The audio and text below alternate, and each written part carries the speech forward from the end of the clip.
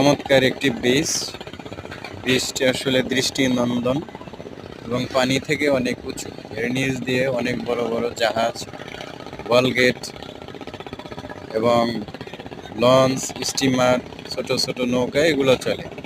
আপনারা দেখতে পাচ্ছেন সূর্য ডুবু ভাব এবং কি সুন্দর দেখা যায়। এবং ওই মুক্তারপুর ওপার থেকে ছোট ছোট ডিঙ্গি নৌকাগুলো এপার আসে, আবার এপার থেকে ওপারে যায়। একদম সুন্দরভাবে খেলতে খেলতে দুলতে দুলতে ওপার চলে যায়।